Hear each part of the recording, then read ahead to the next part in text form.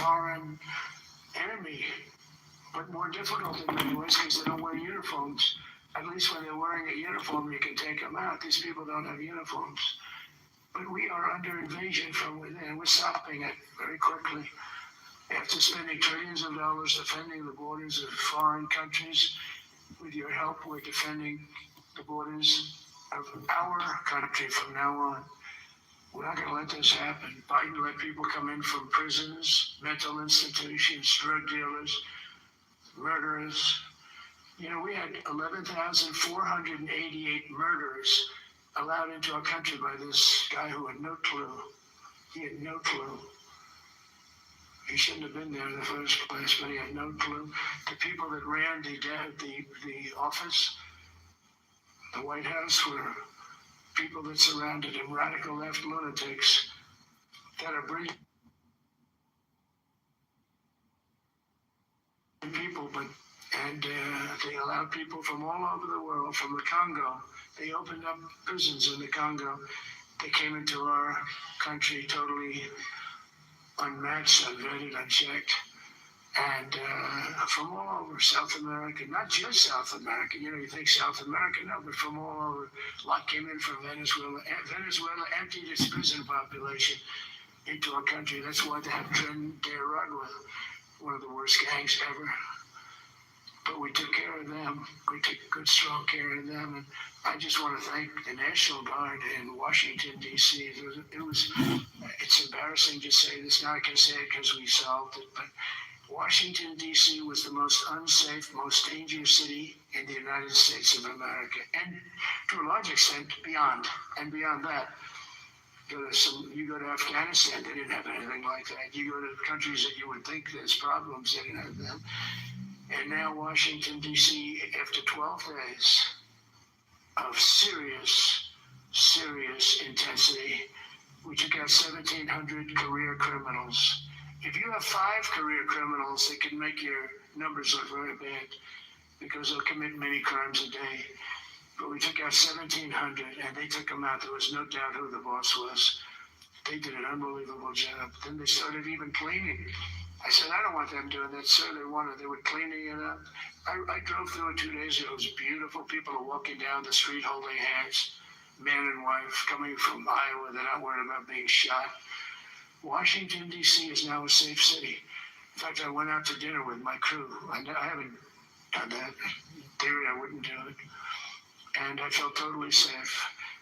And nobody's been attacked. Nobody's been hurt. Washington, D.C.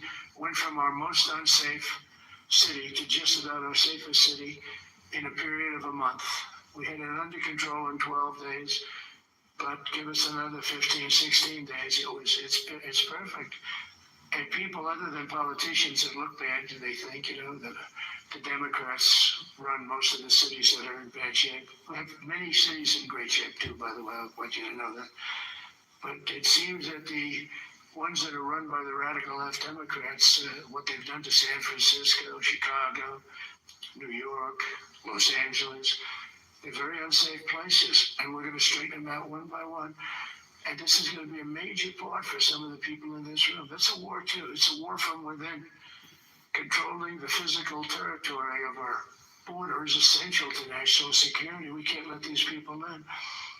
You know, we had no people enter in the last 4 months. 0. Even I can't believe that. You know, we had millions coming in, pouring in. 25 million all told, and of those 25 million, many of them should never be in our country. They would take their worst people and their people from prisons and jail, and they'd put them in a caravan and they'd walk up. CNN was interviewing one person. Oh, why are you coming? On what freedom? Good. Were you in jail? Yes. For what? Murder. He said, you got to see this anchor, a young woman. She's like, I couldn't believe it. She'll probably lose her job, but because the left doesn't want to hear that. But we're running it based on common sense and based on love of our country. But I want to salute every service member who has helped us carry out this critical mission. It's really a very important mission. And I told Pete, we should use some of these dangerous cities as training grounds for our military, National Guard, but military. Because we're going into Chicago very soon. That's a big city. with an incompetent governor, stupid governor, stupid. They threw him out of his family business. He was so stupid. I know the family. He becomes governor. He's got money. Not money that he made, but he ran for governor, he won, and now he criticizes us all the time. Last week they had 11 people murdered, 44 people shot.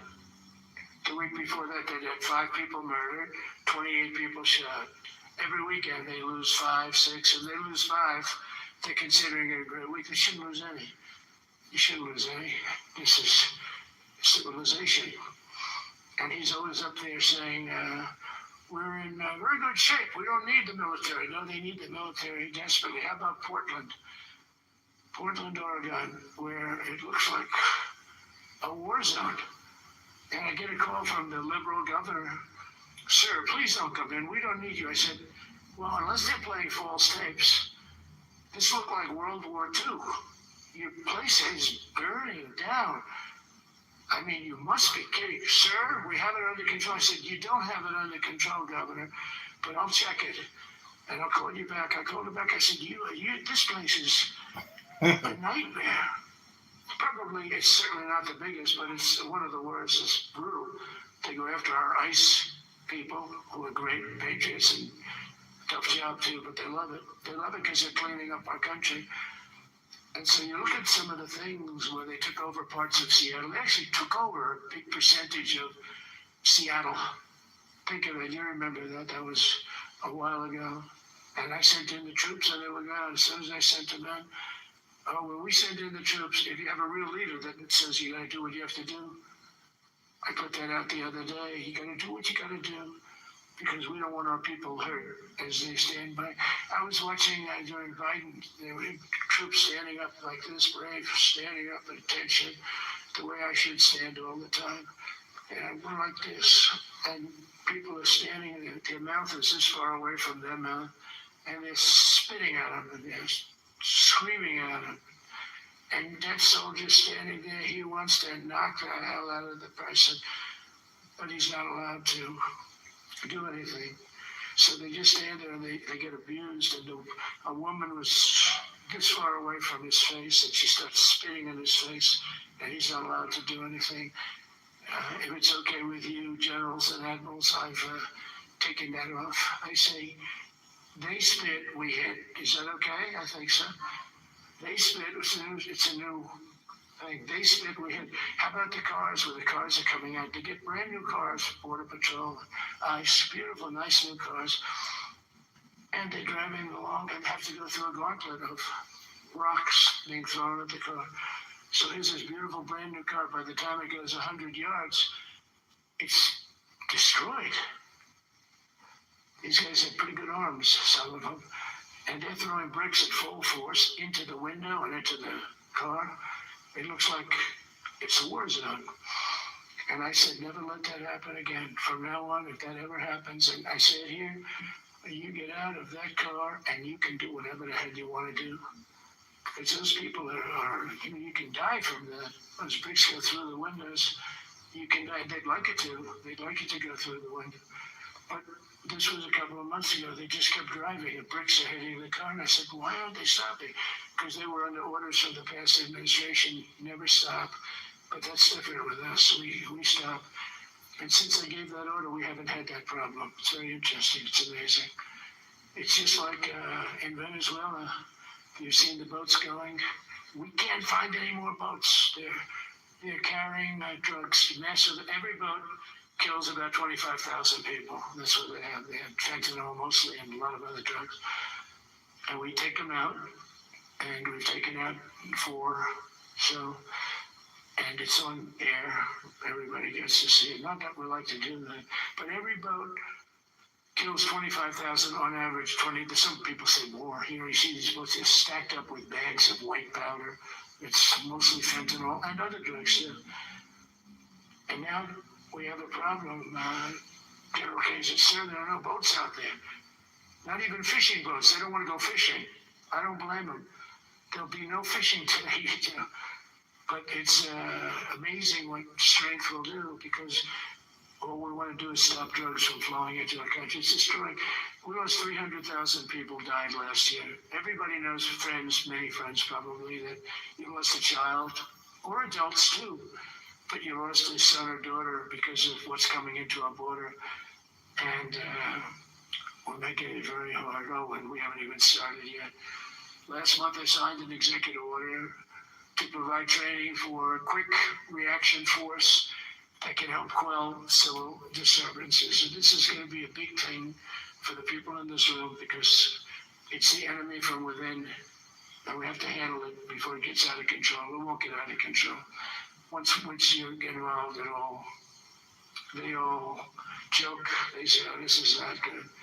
You saw it in Washington. We had gangs of Tren Rug with 10, 12, 15 kids. And these military guys walk up to them and they treat them with disrespect, and they just got pounded.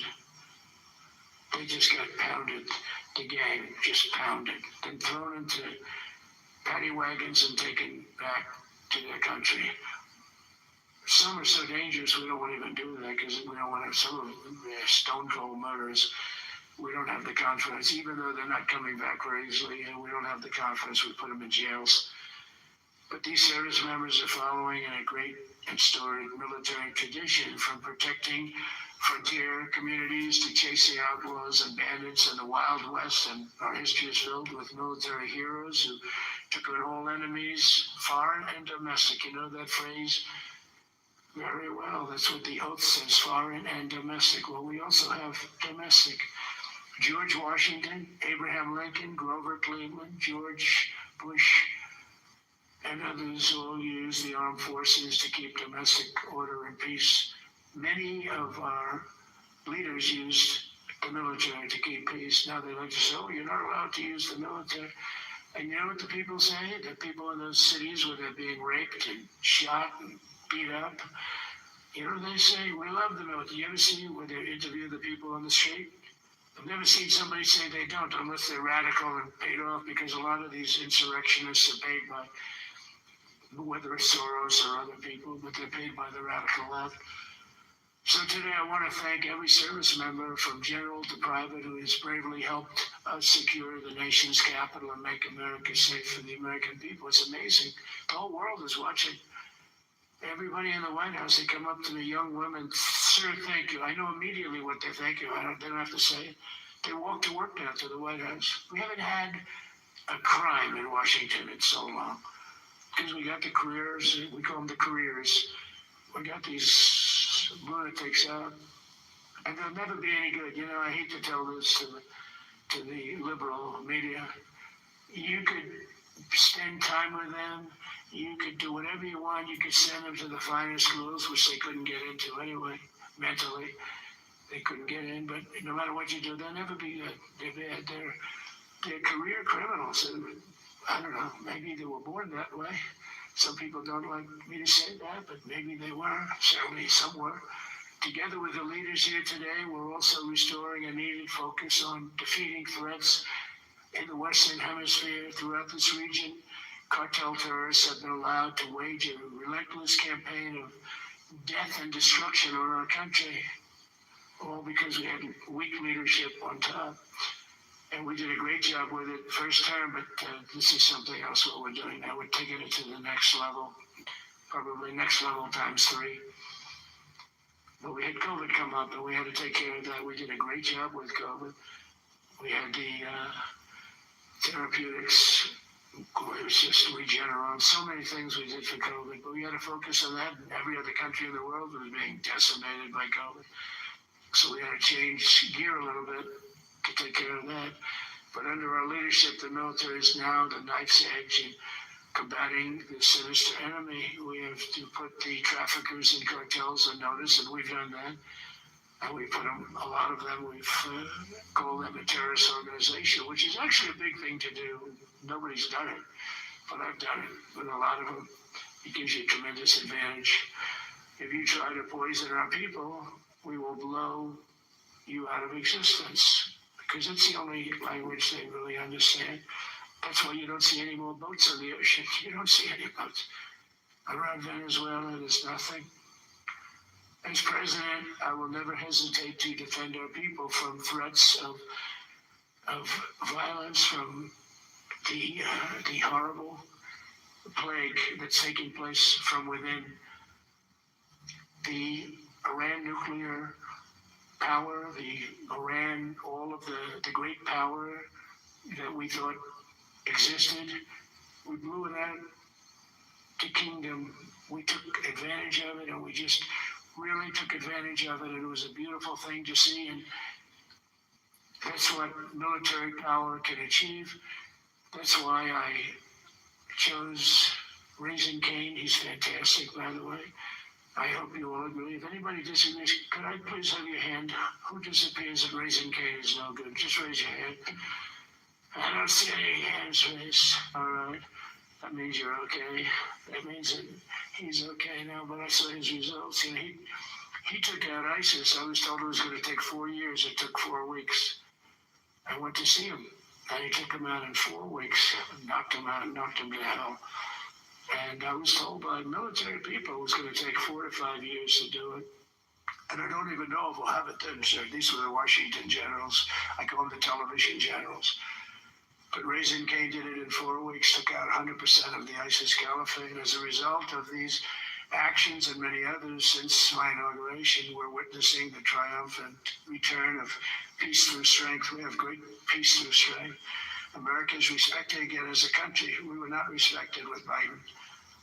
They looked at him falling downstairs every day. Every day the guy's falling downstairs. I said, it's not our president. We can't have it. I'm very careful, when I walk downstairs, like I'm on stairs, like these stairs, I walk very slowly. Nobody has to set a record. Just try not to fall, because it doesn't work out well.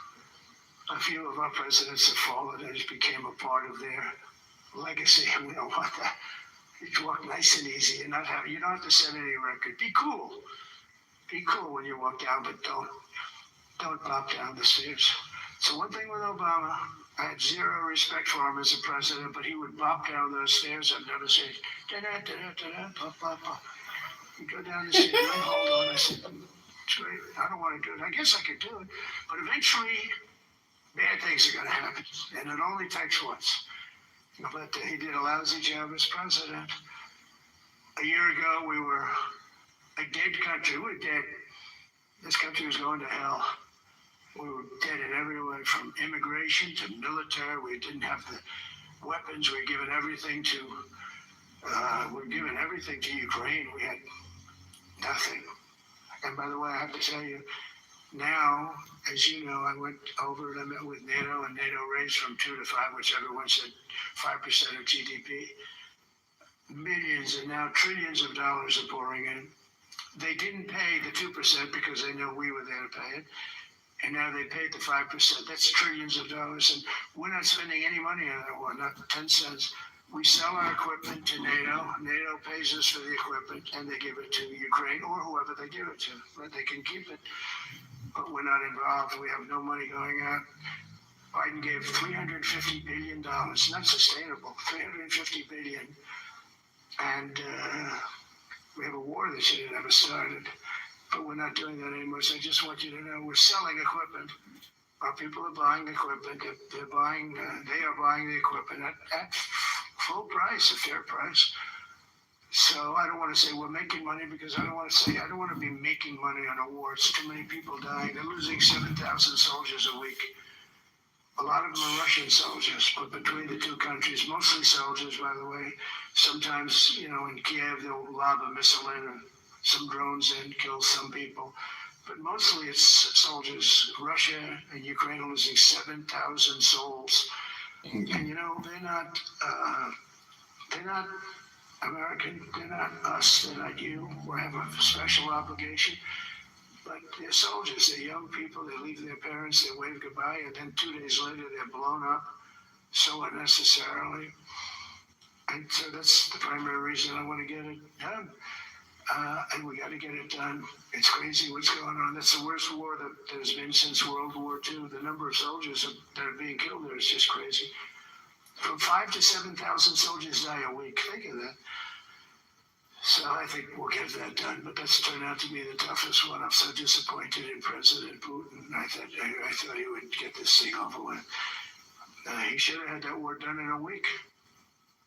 And I said to him, you don't look good. You're 4 years fighting a war that should have taken a week. Are you a paper tiger? And it's a shame, but I think eventually we'll get that one done, just like in theory, I want to knock on wood because you never know. It's like we're going to have the Middle East done, which is actually a much harder thing to do. I mean, thousands of years, but we have to get that war done. So now just think of it, we're a dead country. I was with the King of Saudi Arabia, great guy. I was with the Emir of Qatar. I was with the great leadership of UAE. I was over there. We brought back $2 trillion and more. They ordered 200 planes, Boeings. They ordered so much, and they were great. But they all said essentially the same thing. They said, 1 year ago, you were a dead country, and now you're the hottest country anywhere in the world. We're the hottest country in the world right now. The absolute hottest country in the world. There's nobody even close. Putin said that to me. We met in Alaska, had a good meeting. Then he went back and started sending drones into Kiev. I said, we had a good meeting. But it's one of those things. But we were a dead country a year ago, and now we're the hottest country anywhere in the world. Think of that. Good meeting. But it's one of those things. But we were a dead country a year ago, and now we're the hottest country anywhere in the world. Think of that. You could be proud of that. And you must have felt like hell when you have a wife or a husband at home, and you used to read the numbers that we can't get people to join the Army, Navy, Air Force, Marines, Coast Guard. You must have felt like, I have a job that nobody wants. It doesn't feel good. Well, now you have a job that is brimming over with people wanting it. They want it. And you're able to get a much higher quality because now you have your choice. You want so many. And we're going to have many, many people that aren't going to be able to join because of the fact that we don't need them at this moment. But think of it, what a difference that is from, I could just imagine 2 years ago, you're reading front page articles in the New York Times, of course, and Wall Street Journal. They always give us unfair stories. But they played it so big. They were playing it so big. Nobody wants to join the Army, the Marines, the Air Force. They don't want to join. They don't want to join the Coast Guard at all. Nobody wants to join. Nobody wants to join our police forces. Our police forces also. It's almost went hand in hand.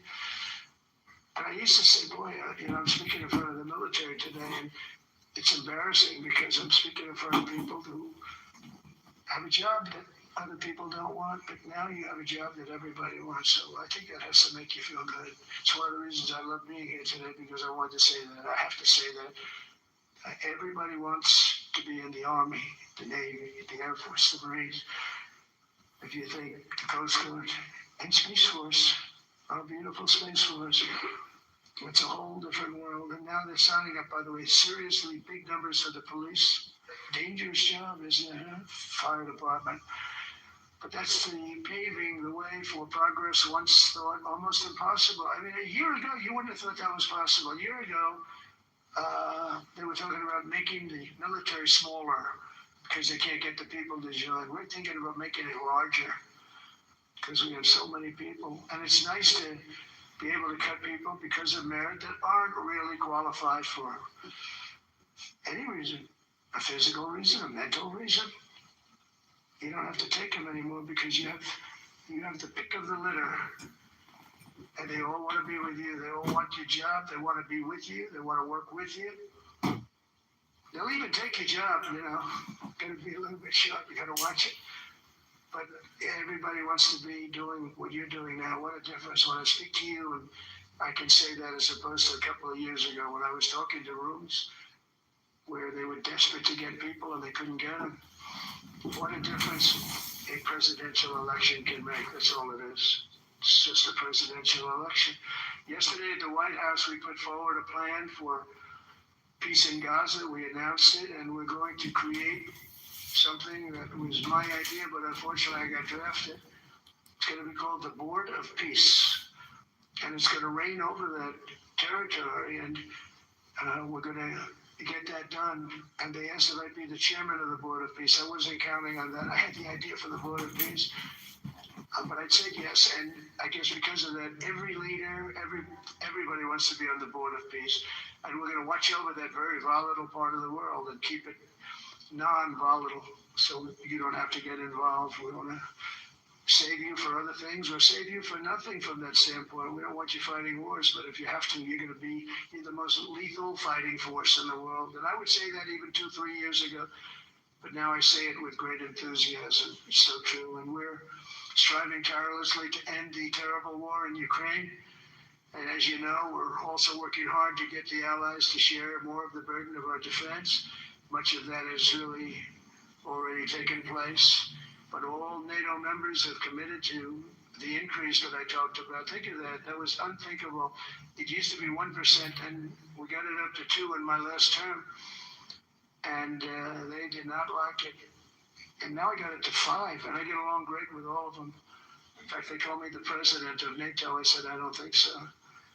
But they're great.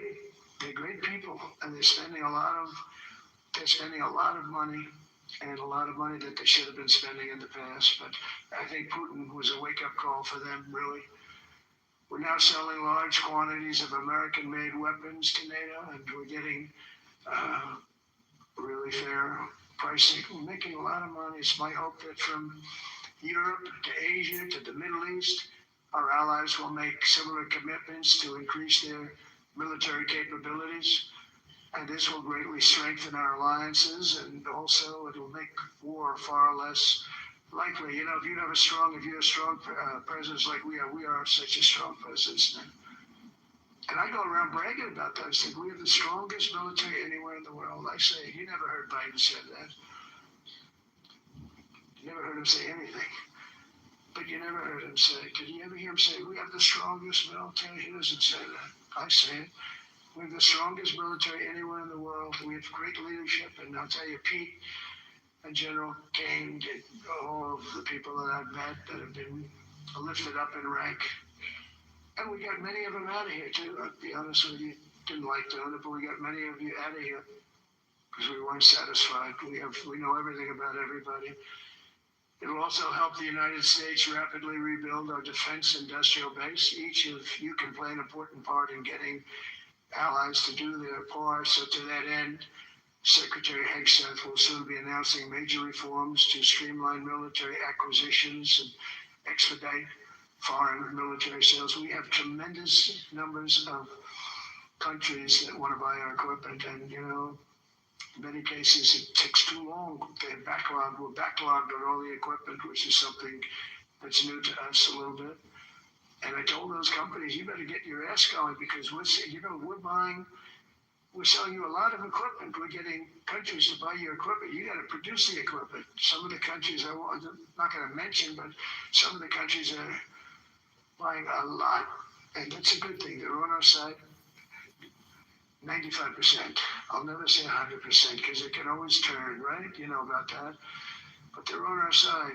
The problem is we have to get the companies that make this equipment, and we make the best equipment in the world, but they got to make it faster. We have orders for the F-35. We have orders for everything. The new F-47. We have orders for everything. They got to make it faster. A lot faster. Ammunition they have to make faster. In the coming months, we'll be making even more historic announcements to fully embrace the identity of the Department of War. I love the name. I think it's so great. I think it stops wars. The Department of War is going to stop wars. If we are as ruthless and relentless as our enemies, the United States Armed Forces will be totally unmatched in the future. We have a group of enemies that are very ruthless and very smart, but they can't match us. They can't match us. They don't even come close to matching us. Again, you know, it's very important for me to say we're the greatest military in the world, but we make the best equipment in the world. I watched our anti-missile missiles. I watched our Patriots just knock things out like a needle, hitting another needle on the stage. There's a needle up there, and you send another needle up, and it hits it every time. During the war, we went 14 for 14. We had 14, this is where the rain, we had 14 missiles coming at us. All 14 were knocked out of the sky, every one of them. We make the best equipment. From Sparta to Rome, to the British Empire, to the United States of America, history has shown that military supremacy has never been simply a matter of money or manpower. At the end of the day, it is the culture, spirit of our military that truly sets us apart from any other nation. Our ultimate strength will always come from the fierce people and those brilliant people with such pride, and the unbending will and the traditions of excellence that have made us the most unstoppable force ever to walk the face of the earth. And that's what we are. Remember, we never want to use it, but we have the most powerful nuclear capability, and I call it nuclear deterrent of any other country, nobody close. The men and women in this room inherit the legacy built and won by Washington and Jackson, Grant and Pershing, Eisenhower and Patton, Nimitz and LeMay. We carry forward the majestic military heritage passed down from father to son, soldier to soldier, and one generation of warriors to the next. You are warriors, you know that, right? You're great warriors, or you wouldn't be in this room. You're the best of the best. From Concord Bridge to Fort McHenry, from Gettysburg to Manila Bay, from Normandy to Sicily, and from the jungles of Vietnam to the dusty streets of Baghdad, America's military has charged into hellfire, climbed up jagged mountains, crossed roaring oceans, and thundered across open deserts to defend our flag, our freedom, and our homeland. Nobody does it like you. Now we are discovering American muscle, reasserting American might, and beginning the next story chapter in American military legends and war. That's L-O-R-E. It is war. When it comes to defending our way of life, nothing will slow us. No enemy will stop us. They cannot stop us. And no adversary will stand in our way. They won't stand in our way. We don't want them to stand in our way. We don't want to even put them in that position, but they're not going to stand in our way ever again. You'll never see 4 years like we had with Biden and that group of incompetent people that ran this country that should have never been there. Because we had the United States military, the best, the boldest, the bravest that the world has ever seen, that the world has ever known. With leaders like we have right here in this beautiful room today, we will vanquish every danger and crush every threat to our freedom in every generation to come, because we will fight, fight, fight, and we will win, win, win. I want to just thank you once again, and God bless the United States military, and God bless America. God bless you all. Thank you very much. Thank you.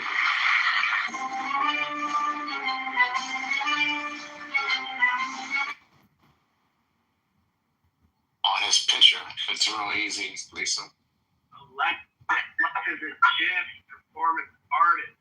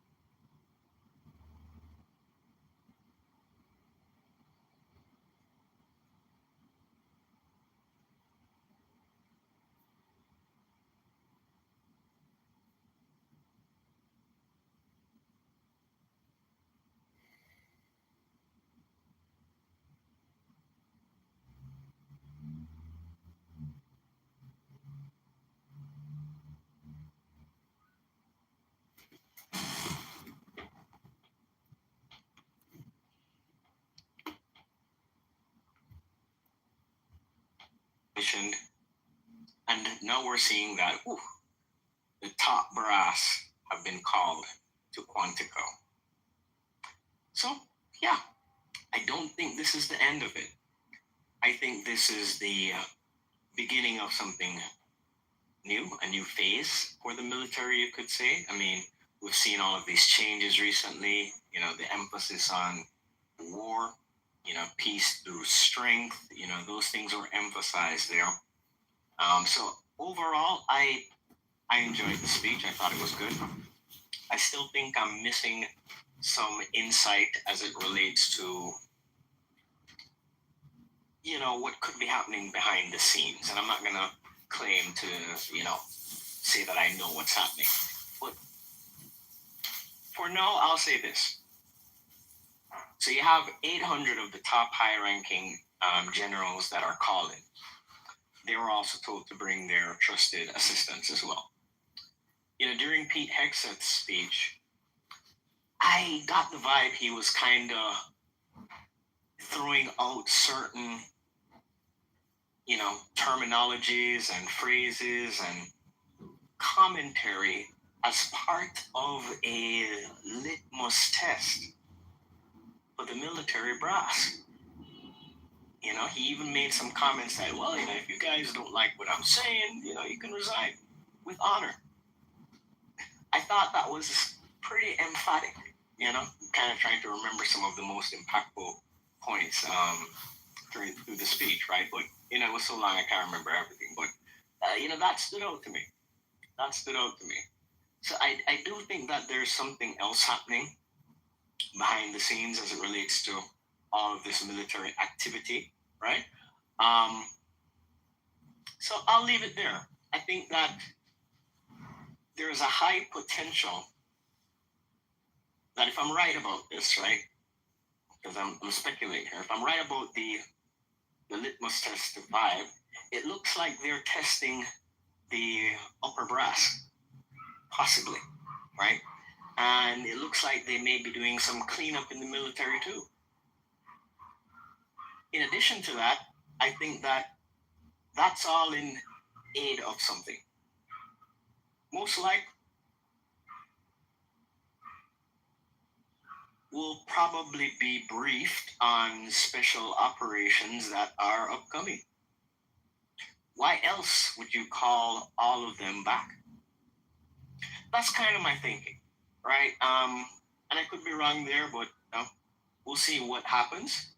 I will drop the mic, but before I do that, I want to welcome the speakers to the stage.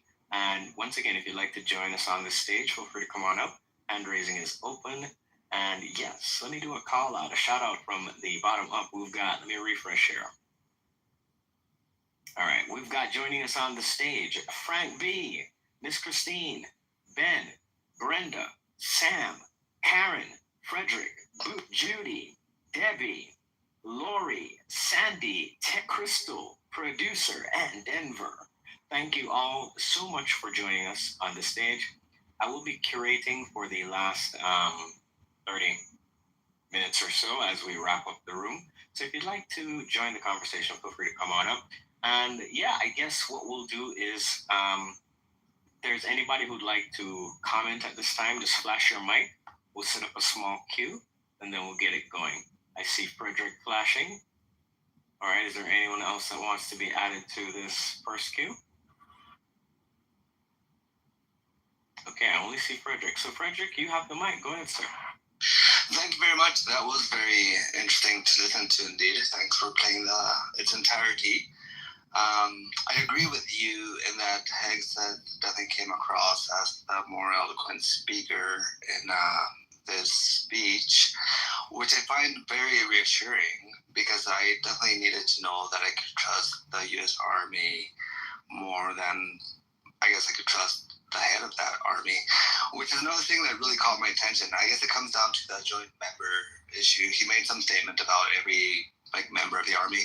So I'm not sure if the commander-in-chief qualifies as a joint member and whether he would be subject to the same PT standards. And, essentially, if Cancels in the White House would become problematic, or if he's just not part of that joint membership.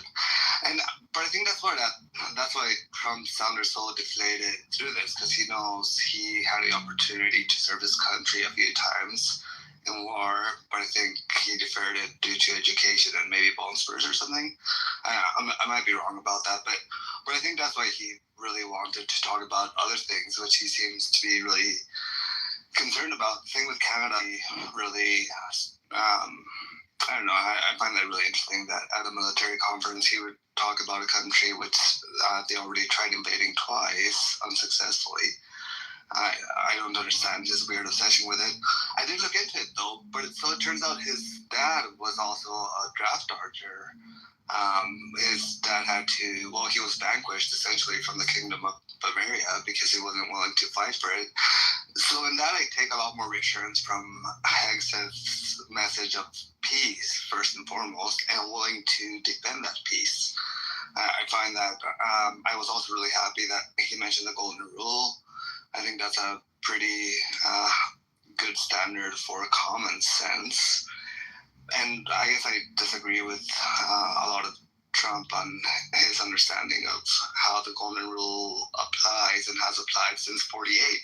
I remember that. That was a really interesting thing when Hegseth mentioned rather proudly that since 48 there hadn't been racism or sexual assaults.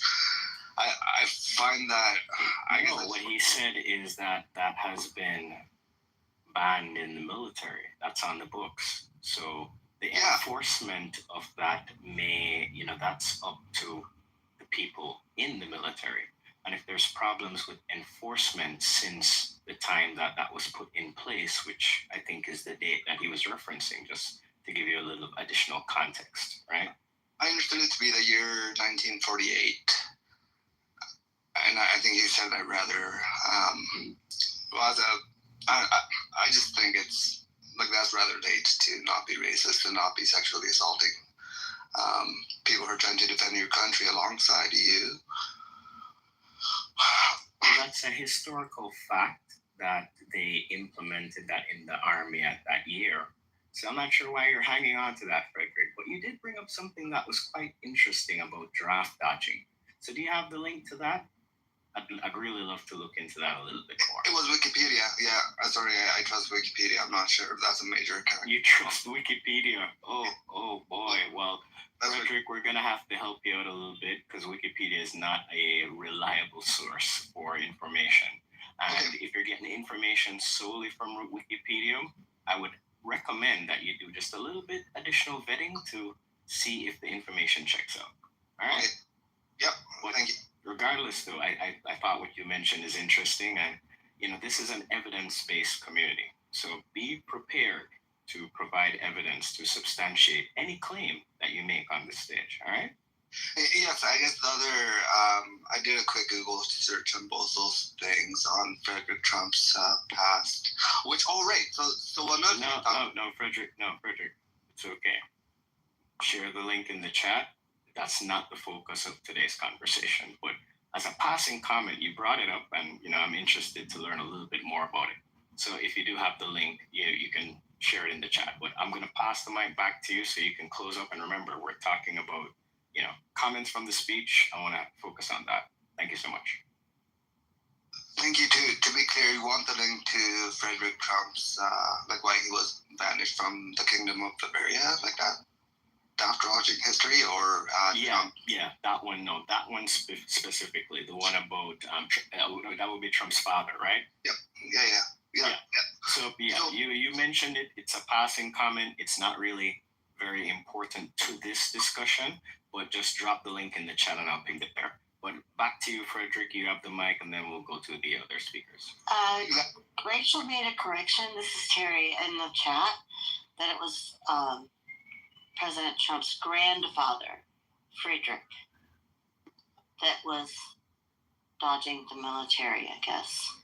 Thank you. I was really wrong about that. Grandfather. Okay, no worries. Oh, thank you, Terry, for the audible. I didn't see the message in the chat there by Rachel. Thank you, Rachel, in the audience. All right, guys. So we're gonna move past this. Okay, Frederick, I'm gonna pass you the mic again. Try to stay on topic this time, okay? Okay, I consider it to be on topic because Trump mentioned Canada, and there's a history between his. No, you're not on topic. You're not on topic, Frederick. You're not on topic. You know why? You know how I know you're not on topic? Because we're taking comments based on the speech, right? You mentioned Canada, and you're taking us down another path because of your particular biases. Can you put that behind you and focus on the speech that was made? I have difficulties putting it behind me because the United States of America is the only country that has tried invading mine twice. So hearing that, What's your country? Canada. Hearing that, when did the United States try to invade Canada twice? You have reference for that, so that I can look into that. I think it was 2 different years. I think it was 1812 and maybe earlier on, like 17 something. So you're bringing us back to 1812 right now. Okay, Frederick, here's what I'm going to do. Trump mentioned it. I'm going to move you to the audience, right? We're going to move on to other speakers. Is there anyone else who'd like to comment? We have limited time. I would. Hi, it's Crystal. Can I go next? Yes, go ahead, Crystal. Thank you. So, I agree wholeheartedly that Hegseth's speech was definitely powerful. It was direct. It was necessary. And I will say that almost the entire time he was talking, I just kept visualizing this social media post I had seen a couple years ago. A lot of you guys here may have probably seen it too, where there was a classroom of, I don't know if they were Chinese, I'm guessing they were Chinese kids that were assembling and disassembling weapons, and the comment or the caption said that, you know, while our kids are occupied with TikTok, you know, what these kids are learning, and that just kept replaying in my head. First point. Second point,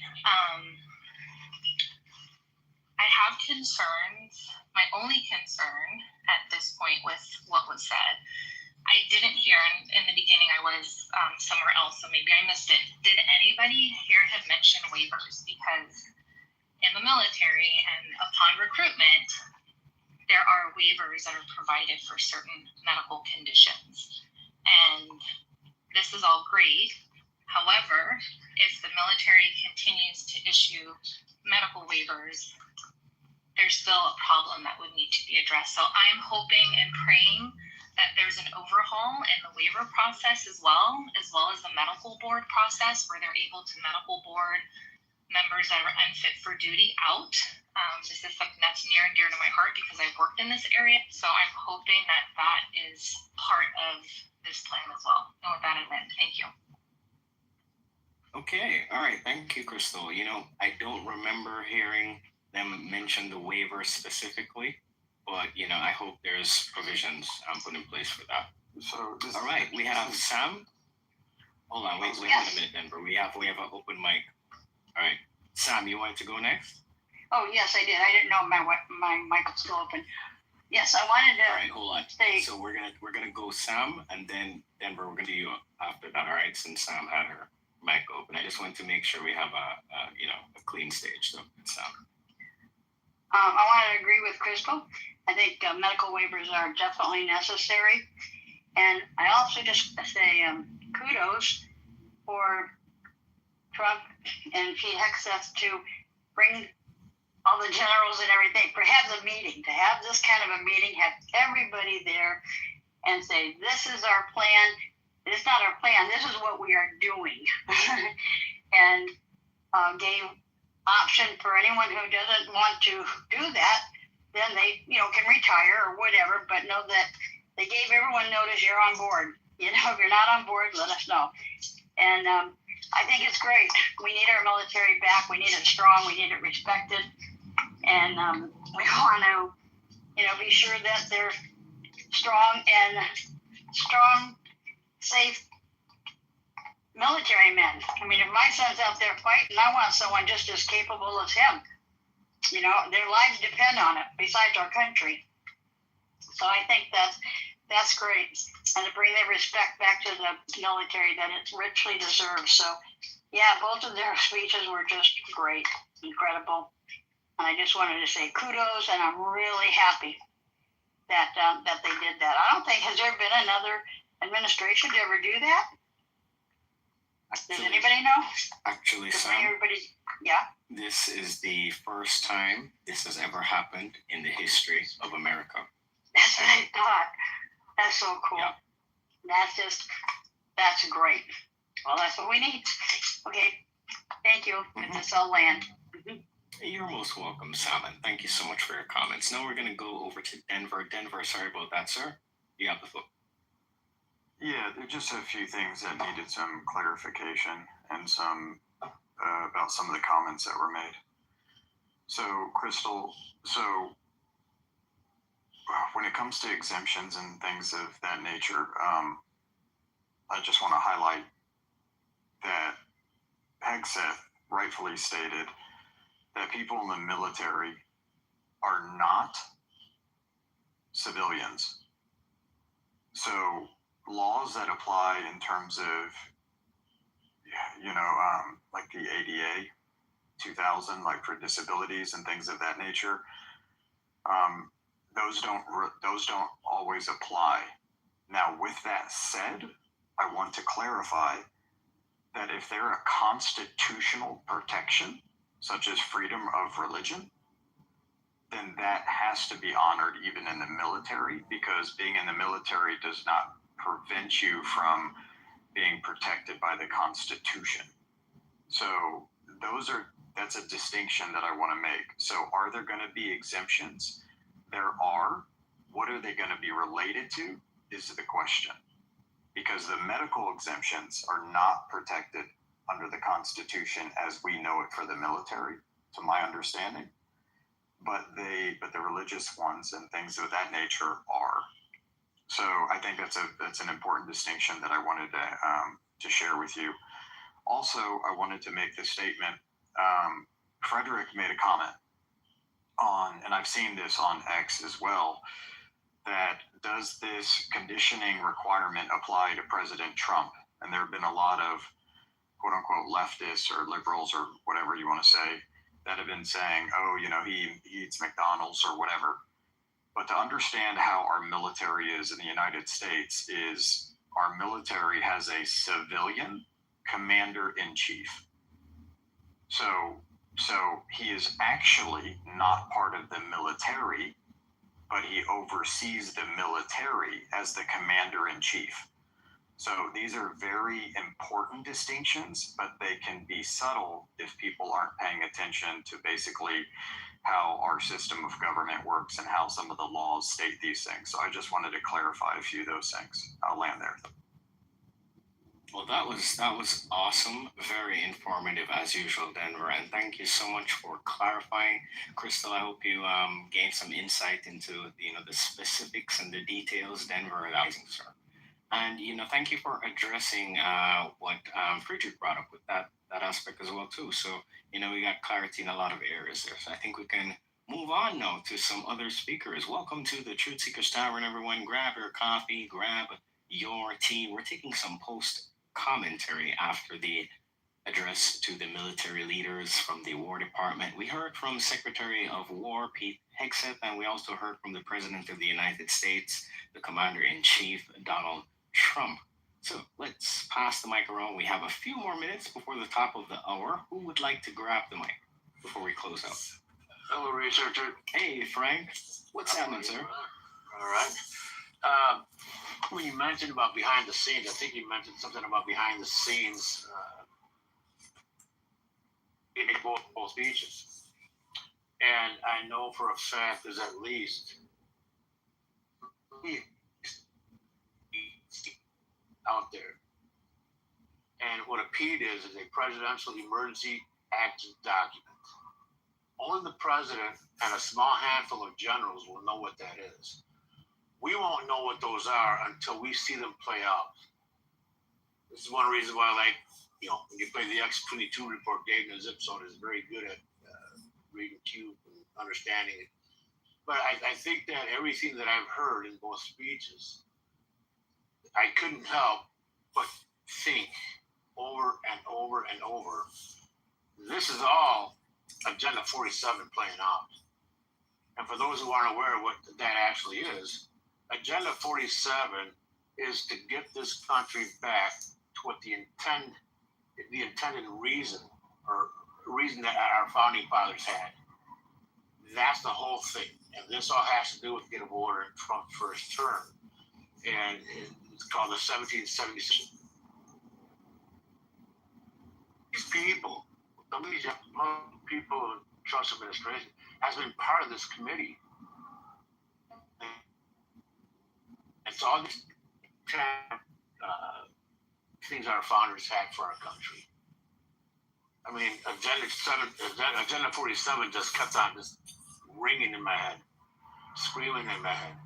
You know, and it has to do with, I think, 29 different policies. Some are the same, some are different. But it all has to do with the United States basically being rebirthed. That's what we're seeing. In the last 5 years, 6 years, it's been like we had to feel it, we had to experience it. And, you know, it's never going to be easy. It's never going to be pretty, you know. But it's happening. And I think Hex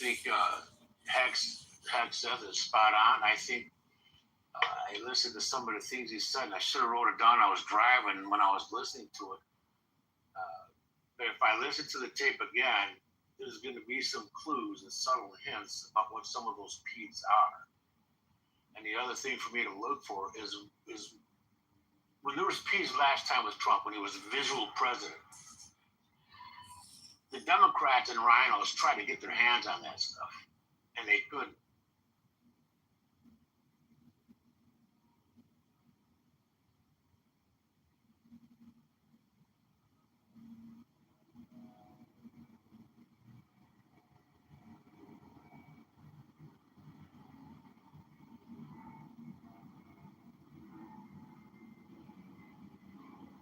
Is Frank still speaking? Yeah, I don't hear him. Testing 1, 2, 3, Frank. I think we may be having some connection issues with Frank. Yeah, I thought it was on my side, so I wasn't too sure. I was actually checking my connection, but we seem to have lost Frank. While we wait for Frank to come back, is there anyone who would like to grab the mic? We have time for maybe 1 or 2 more quick comments before we close out. I can share some thoughts about it. So it's you know, the feeling of how Hegseth was speaking. This was it. Actually, someone posted something like an excerpt from Kindergarten Cop, where Arnold Schwarzenegger was speaking to like the 5th graders and stuff. So we're basically just from an authority perspective, talking at people versus talking to people, which was interesting because he was basically asserting what the military was going to be moving forward. But he also covered himself when he was stating that he knows a lot of the people in the crowd were actually already doing a lot of these things. But it sounded like what he was doing was, you know, flushing people out. And so that's what this seems to be, in my personal opinion, to try and do a shakedown of finding out who's committed and who's not. He actually referenced this in the speech when he stated that some people were, you know, yes, following orders, but were they deep believers in what was going on? And so he did make that distinction, which I thought was important. You know, and I thought his address was a lot more pointed and precise than Trump's. But Trump was touching on a lot of different elements. But he also was, I think, setting it up to understand too that essentially I would sum it up as in the United States to be bullied anymore by people within it or ideals or other countries. And that's basic. That's more embarrassing on you, bro. Like, you're the reason why people actually hate Somalis. Like, one, What you do you want to mean? tell what tribe he's from. Bitch? How do you know me, bitch? Anyway, this also know the first time you literally jumped on people for that, bro. One time I was speaking with them, you jumped in and asked how we're Ethiopian. I'm actually for Ethiopian. Is there anything wrong with that? Absolutely not. I got Why do nothing you want against to know that? Ethiopians. Why do you want to know that? I got nothing against Ethiopians, my dear friend. You're the one that's jumping to conclusions, okay? Much love to I'm you, the bro. one God that's bless. what? Listen, I have nothing against Ethiopian. I'm saying in general, there are people who Why have. do you want to know before Ethiopians and actually jump against them? That is a very good question. That is a very good question. This nigga is. Land of mansion, bro. Even mention isn't it? Asking for where people are from in Somalia. You know that's fair. You know that's not something you do, right? So why do you do that? And then you have the audacity to say, This nigga is. you know, claim Somali. A lot of people do that. Nobody fucking cares, bro. Like, stay Somali. Be Somali. Brother Side, may I interject, Brother Side? Oh, Go ahead. I just want to say peace and blessings to you, first and foremost, right? But the reason why I asked the brother Armando when he said he was Caribbean, I'm Caribbean myself, so I was kind of curious, what island he came from in the Caribbean. You know, that's why I asked brother Armando that. You know, so I wanted to apologize for the confusion. No, So good, Chucky. But I said, it's not so that. first of all, why? I've noticed a certain pattern with Rhonda in it, and I find that quite nasty. Like, what's the habit of always trying to people where people are actually from, so that you can actually, just say, like, what do you want to say? Why are you trying to? Nothing, bro. Nothing. Is that a big thing? I'm not racist. Unless you're a Zion, then khalas. Or you for the Zionism. If you're. Then why are you so interested in learning if people are landers or not? When they become problematic. Exactly. Why would you be interested in that if you are not racist? It's not. It's beyond race. It's not race. So salute to my fellow Caribbean brother. We in here, you heard? Yeah. Hell yeah. See, we taking this shit over. Yes, sir. We black, we Jewish. So, Armando. Yo. Armando, the question is, if you respect Prophet Jesus, peace and blessing upon him, right? Yeah, why don't you respect the place where he was born, Bethlehem, Palestine? Okay, I do respect it. That is not a smart question. Okay. And I do respect it. That is a smart question. So if you support that that part, then you should support the Palestinians, correct? No, not exactly. That is why not? It's a dumb question. Okay, so why would you not support a place where there's people living there on that land? Let me give you an example. Okay, so let me give you an example right now. What if I had a family and my family was like 50,000 people or maybe 5 million people, and we were like, okay, we're gonna take over Bethlehem, and then we kill all Palestinians and Jewish people and whatever they had there. And then in 500 years, someone like you would ask someone like me the same question. What would they say? Would they have to support me because they support Jesus? Armando, No. Armando, can you tell the room who killed Prophet Jesus, peace and blessing upon him? Jews. So the people that are living on that land are the majority. Hold on. Are the people on that land living majority Muslims? Yeah. So then, what problem do you have? Supporting the Palestinians because they're Muslims. They respect Prophet Jesus, peace and blessing upon him. You're not going to be able to ask. First of all, they don't respect Jesus. First of all, they do. Muslims don't respect Jesus.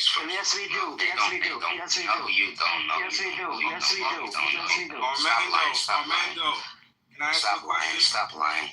Yeah. Armando, can I ask you a question? What is your nationality? I just want. Dutch. Europe, but I'm black. So you're black, and knowing what happened to us, you don't support the Palestinians?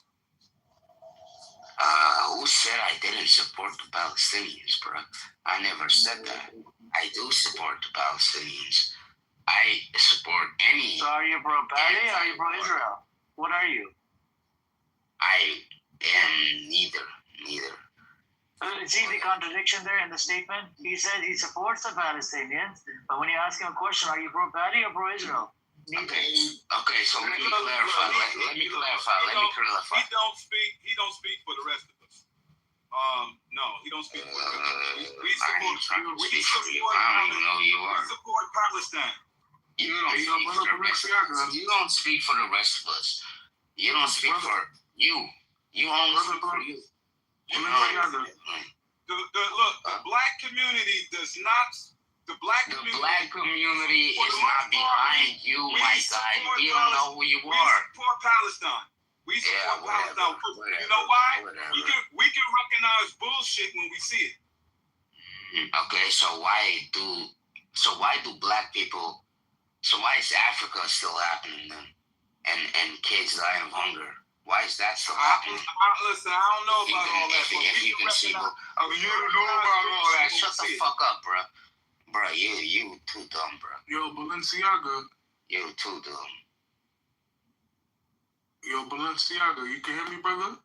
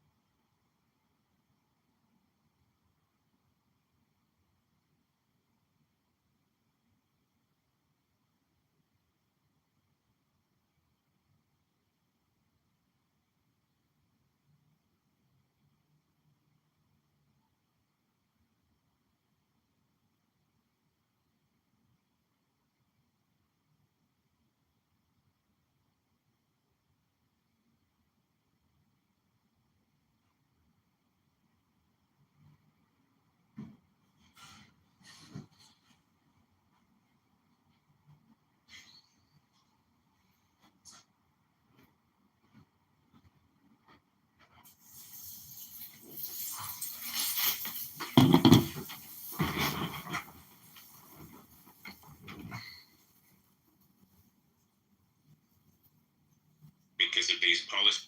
All right. So there you go. So that's the simple version of what's happening. Okay, so the simple version, the growing theory is we're coming ever closer to social unrest because the economic gap between the rich and the poor is widening. Right? Yeah, yes, for sure. And so what this means is that asset prices are driven up as well, which means if this keeps on going at this rate in these Western economies, we do have a danger of people being, there's already talk about Gen Z being completely priced out of the housing market in major metropolitan cities, right? The average cost of a house versus the average wage has gone up by multiples of where it was 30, 40, 50 years ago. And this is the issue. This is just going to keep happening because real estate and property is like a blue ribbon asset class. And if you've got this global, even if you just restrict it to billionaires, I mean, there are trillions upon trillions of dollars sitting in these people's portfolios, and that money earns income.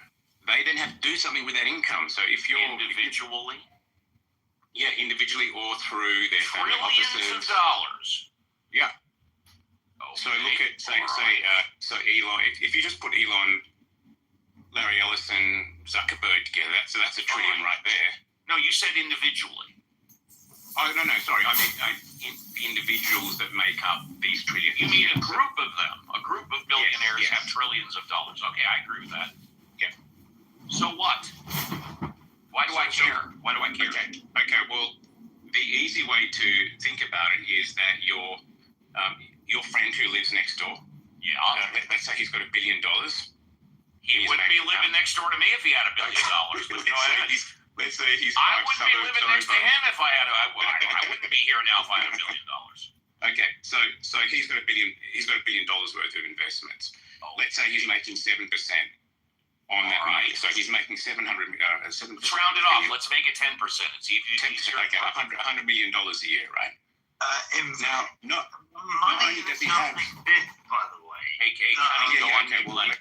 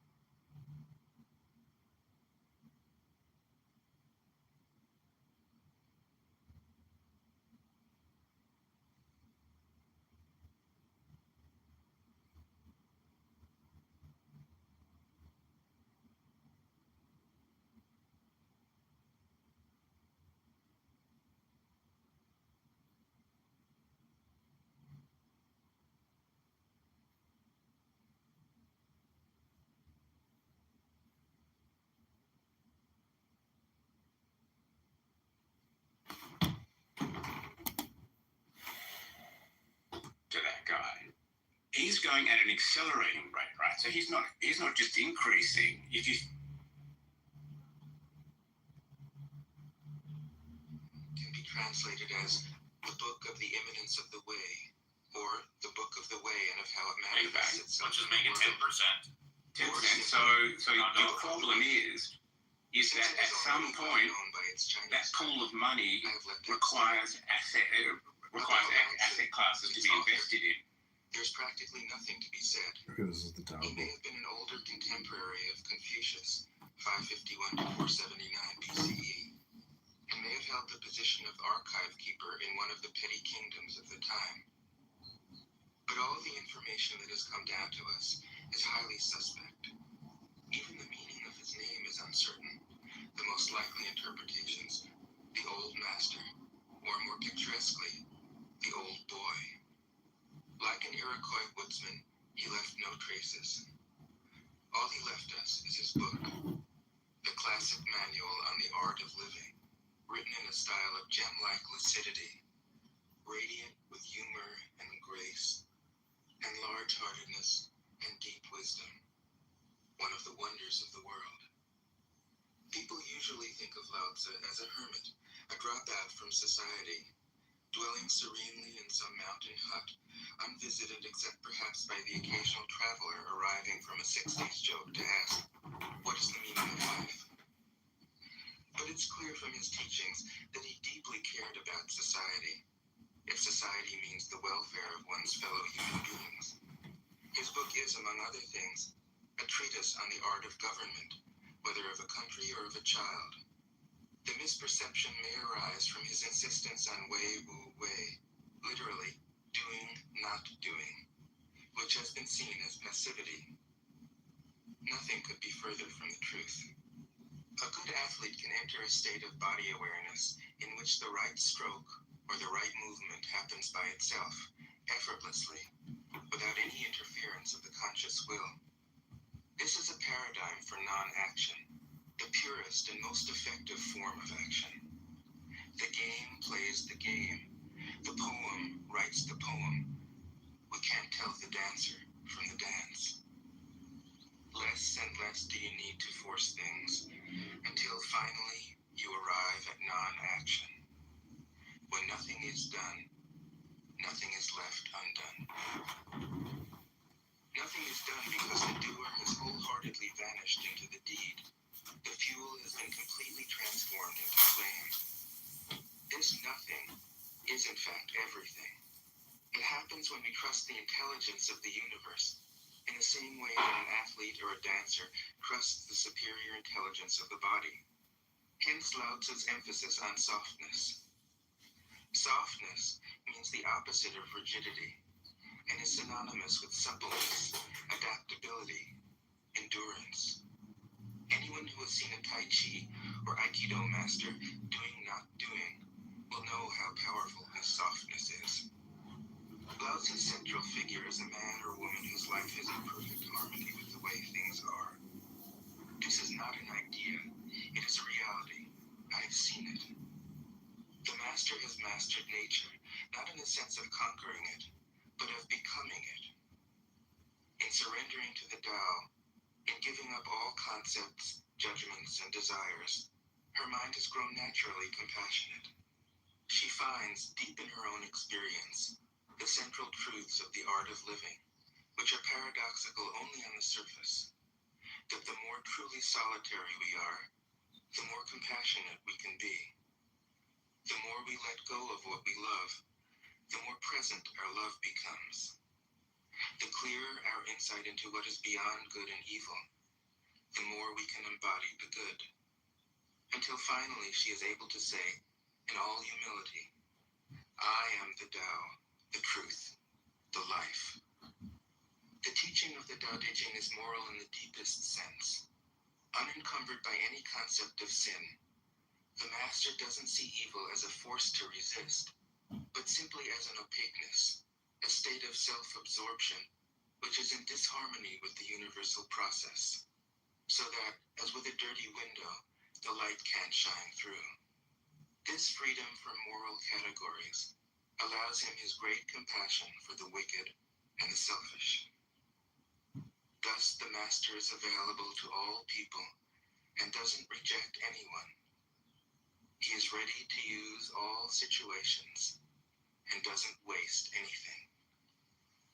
This is called embodying the light. What is a good man but a bad man's teacher? What is a bad man but a good man's job? If you don't understand this, you will get lost, however intelligent you are. It is the great secret. The listener will notice that in the many passages where Lao Tzu describes the Master, I've used the pronoun she at least as often as he. The Chinese language doesn't make this kind of distinction. In English, we have to choose. But since we are all potentially the Master, since the Master is essentially us, I felt it would be untrue to present a male archetype, as other versions have ironically done. Ironically, because of all the great world religions, the teaching of Lao Tzu is by far the most female. Of course, you should feel free throughout the recording to substitute he for she, or vice versa. As to method, I worked from Paul Karas's literal version, which provides English equivalents, often very quaint ones, alongside each of the Chinese ideograms. I also consulted dozens of translations into English, German, and French. But the most essential preparation for my work was a 14 years long course of Zen training, which brought me face to face with Lao Tzu and his true disciples and heirs, the early Chinese Zen masters. With great poetry, the freest translation is sometimes the most faithful. We must try its effect as an English poem, Dr. Johnson said. That is the way to judge of the merit of a translation. I have often been fairly literal, or as literal as one can be with such a subtle, kaleidoscopic book as the Tao Te Ching. But I have also paraphrased, expanded, contracted, interpreted, worked with the text, played with it, until it became embodied in a language that felt genuine to me. If I haven't always translated Lao Tzu's words, my intention has always been to translate his mind.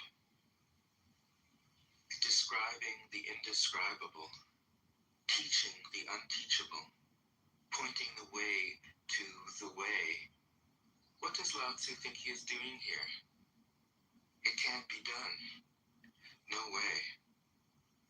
Hence, Po Chu-yi, poet and stand-up comedian, wrote, "He who talks doesn't know, he who knows doesn't talk." That is what Lao Tzu told us in a book of 5,000 words. If he was the one who knew, how could he have been such a blabbermouth? That's the problem with spiritual teachers. They have to be blabbermouths. But their words are, in the traditional Buddhist metaphor, fingers pointing at the moon. If you watch the finger, you can't see the moon. How meticulous the great masters had to be. A monk asked Matsu, "Why do you teach mind is Buddha?" Matsu said, "To stop a baby from crying." The monk said, "When the crying has stopped, what then?" Matsu said, "Then I teach, not mind, not Buddha." The monk said, "How about someone who isn't attached to either?" Matsu said, "I would tell him, not beings." The monk said, "And what if you met a man unattached to all things? What would you tell him?" Matsu said, "I would just let him experience the great Tao." In fact, the truth is right before our eyes, right under our noses. So simple that every child understands it. And yet, as Bankei said, the farther you enter into it, the deeper it is. Where is the way to the way? What a question. Still, for complicated minds, drastic measures are needed. Lao Tzu's book was written as a response out of grandmotherly kindness. According to the oldest biography, Tzu lived for a long time in the country of Chu, but seeing its decline, he departed. When he reached the frontier, the guard said, "Since you are going away, sir, could you write a book to teach me the art of living?" Thereupon, Lao Tzu wrote his book about the Tao and departed. This is legend, but it is an accurate description of the way in which true teaching happens. He who knows doesn't talk, but words are no hindrance for him. He uses them as he would use gardening tools. When someone asks, he answers.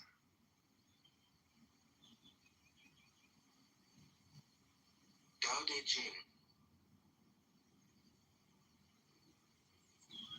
1. The Tao that can be told is not the eternal Tao. The name that can be named is not the eternal name. The unnameable is the eternally real. Naming is the origin of all particular things. Free from desire, you realize the mystery. Caught in desire, you see only the manifestations. Yet mystery and manifestations arise from the same source. This source is called darkness. Darkness within darkness. The gateway to all understanding. 2. When people see some things as beautiful, other things become ugly. When people see some things as good, other things become bad. Being and non-being create each other. Difficult and easy support each other. Long and short define each other. High and low depend on each other. Before and after follow each other.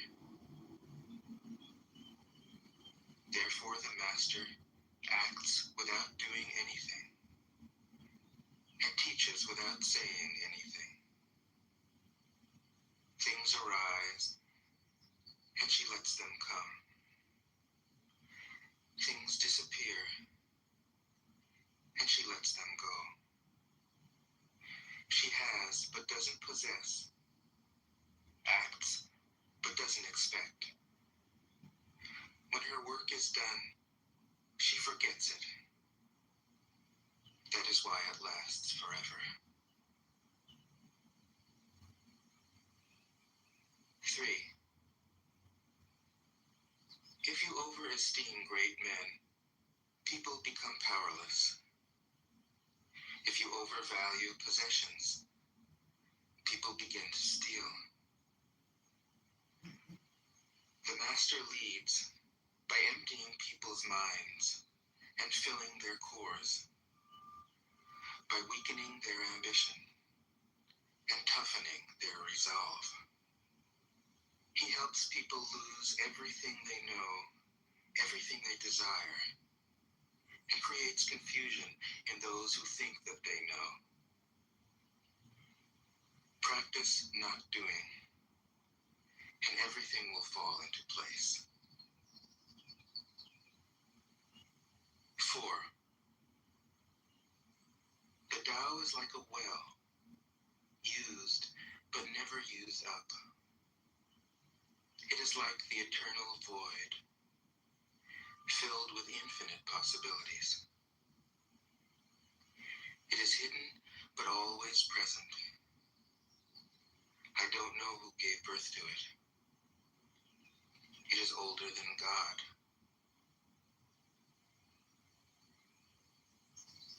5. The Tao doesn't take sides. It gives birth to both good and evil. The Master doesn't take sides. She welcomes both saints and sinners. The Tao is like a bellows. It is empty, yet infinitely capable. The more you use it, the more it produces. The more you talk of it, the less you understand. Hold on to the center. 6. The Tao is called the Great Mother. Empty, yet inexhaustible. It gives birth to infinite worlds. It is always present within you. You can use it any way you want. 7. The Tao is infinite, eternal. Why is it eternal? It was never born, thus it can never die. Why is it infinite? It has no desires for itself, thus it is present for all beings. The Master stays behind. That is why she is ahead. She is detached from all things. That is why she is one with them. Because she has let go of herself, she is perfectly fulfilled. 8. The Supreme Good is like water, which nourishes all things without trying to. It is content with the low places that people disdain. Thus, it is like the Tao. In dwelling, live close to the ground. In thinking, keep to the simple. In conflict, be fair and generous. In governing, don't try to control. In work, do what you enjoy. In family life, be completely present. When you are content to be simply yourself and don't compare or compete, everybody will respect you.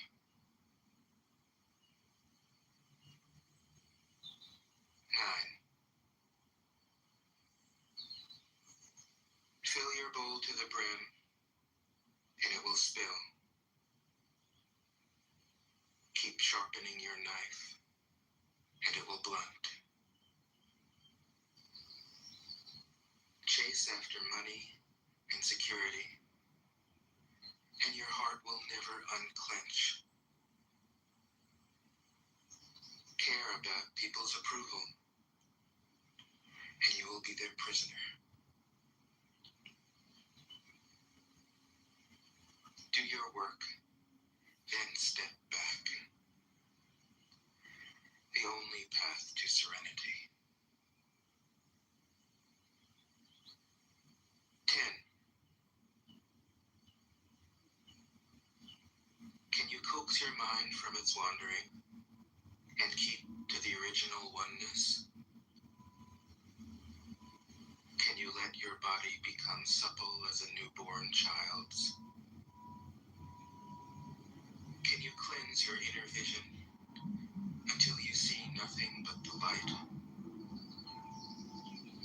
Can you love people and lead them without imposing your will?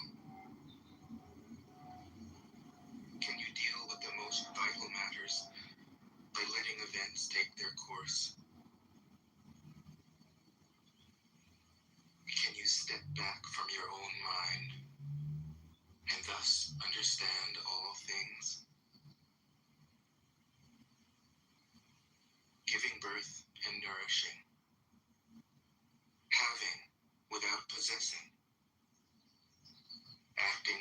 expectations, leading and not trying to control. This is the supreme virtue.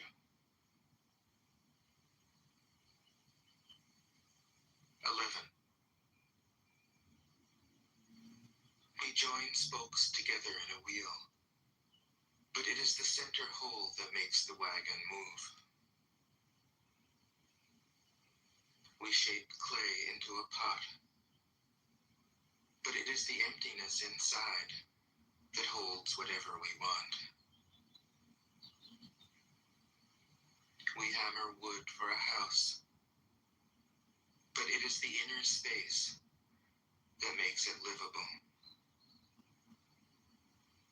We work with being, but non-being is what we use. 12.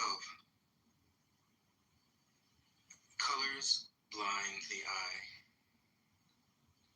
Sounds deafen the ear. Flavors numb the taste. Thoughts weaken the mind.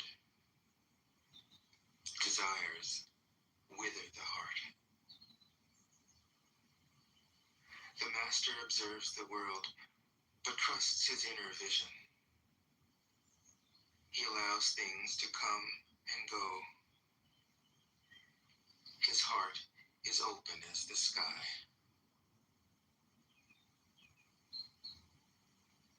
13. Success is as dangerous as failure. Hope is as hollow as fear. What does it mean that success is as dangerous as failure? Whether you go up the ladder or down it, your position is shaky. When you stand with your 2 feet on the ground, you will always keep your balance. What does it mean that hope is as hollow as fear? Hope and fear are both phantoms that arise from thinking of the self. When we don't see the self as self, what do we have to fear? See the world as yourself. Have faith in the way things are. Love the world as yourself.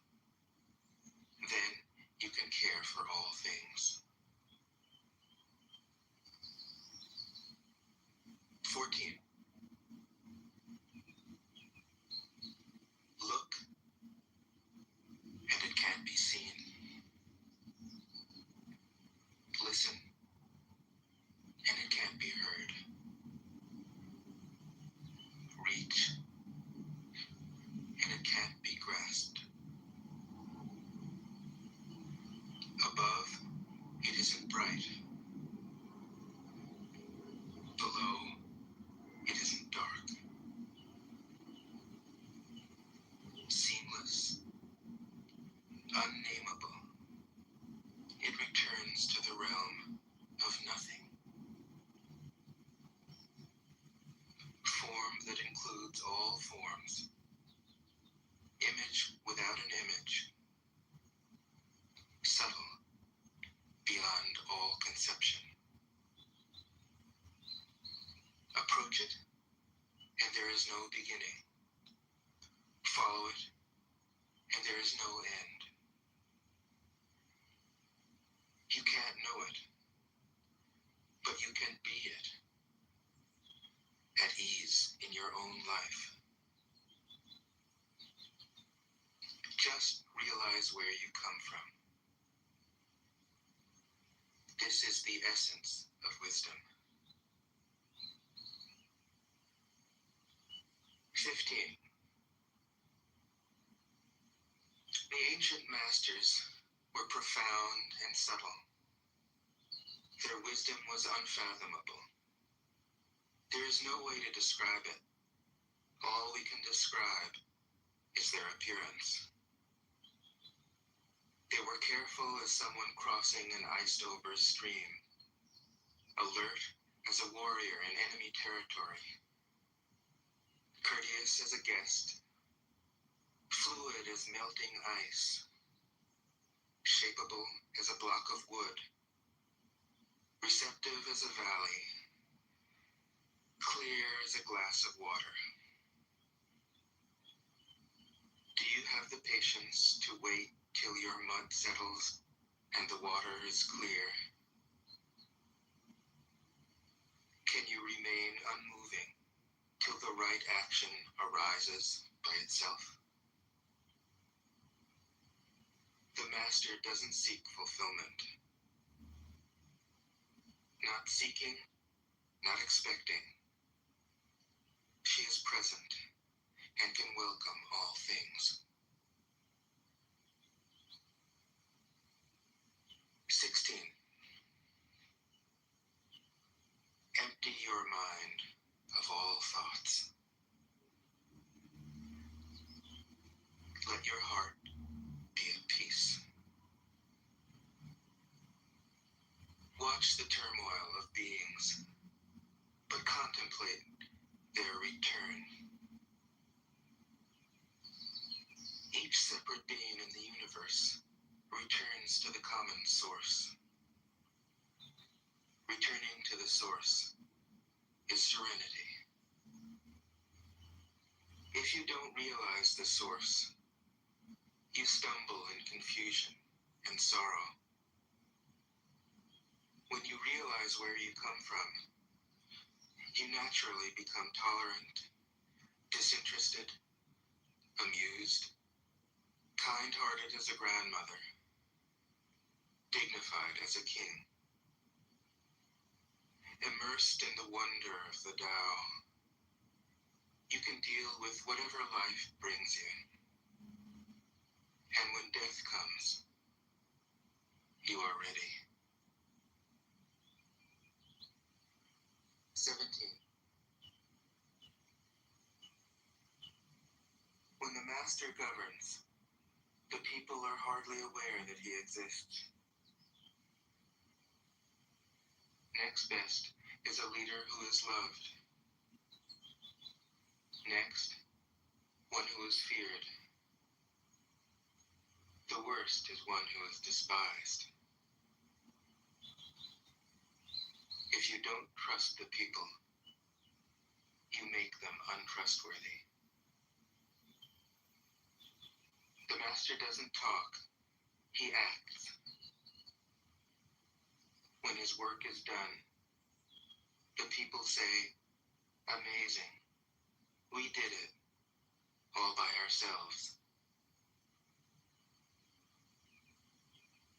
18. When the great Tao is forgotten, goodness and piety appear. When the body's intelligence declines, cleverness and knowledge step forth. When there is no peace in the family,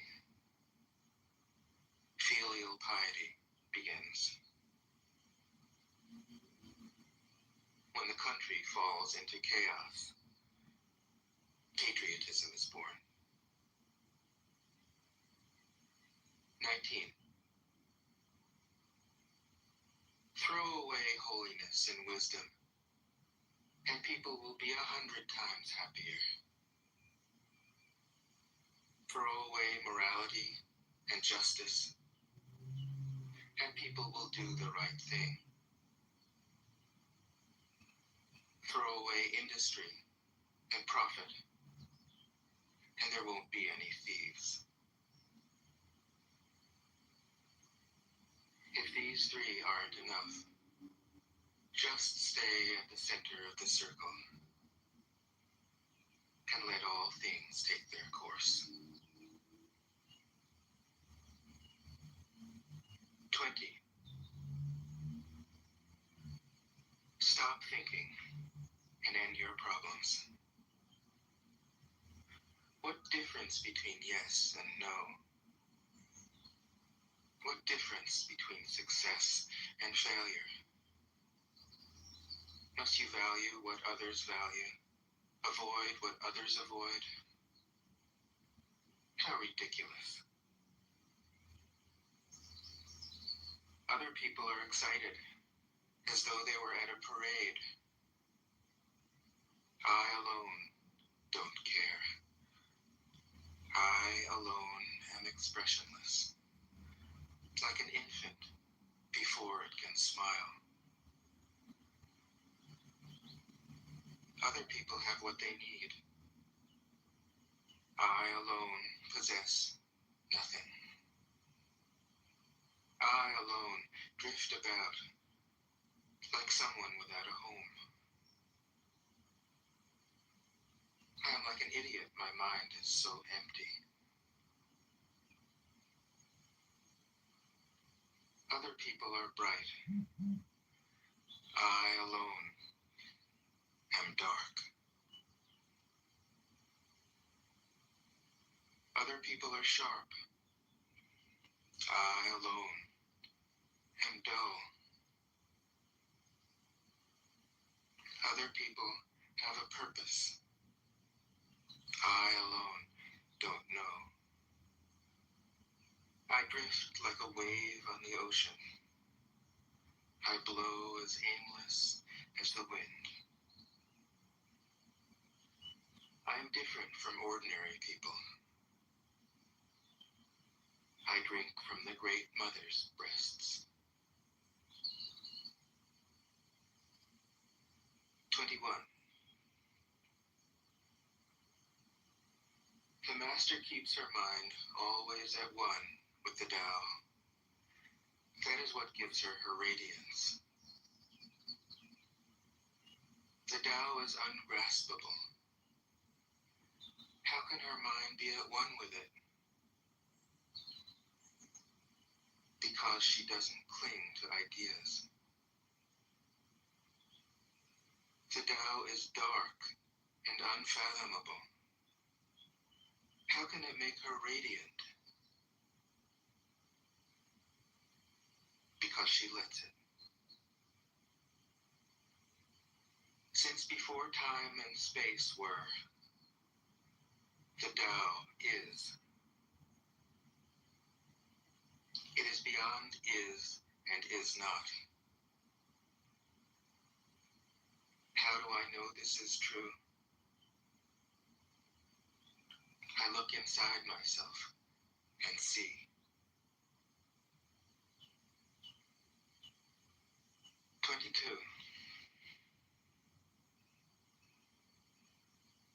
If you want to become whole, let yourself be partial. If you want to become straight, let yourself be crooked. If you want to become full, let yourself be empty. If you want to be reborn, let yourself die. If you want to be given everything, give everything up. The Master, by residing in the Tao, sets an example for all beings. Because he doesn't display himself, people can see his light. Because he has nothing to prove, people can trust his words.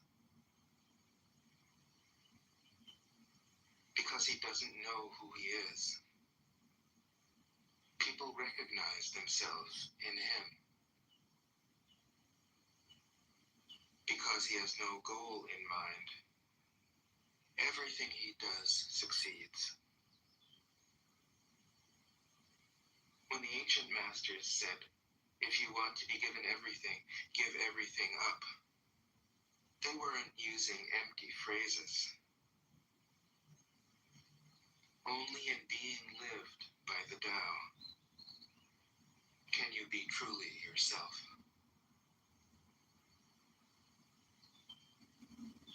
23. Express yourself completely. Then keep quiet. Be like the forces of nature. When it blows, there is only wind. When it rains, there is only rain. When the clouds pass, the sun shines through.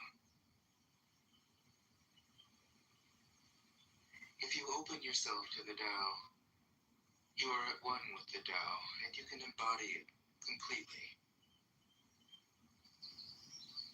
If you open yourself to insight, you are at one with insight, and you can use it completely. If you open yourself to loss, you are at one with loss, and you can accept it completely. Open yourself to the Tao, then trust your natural responses,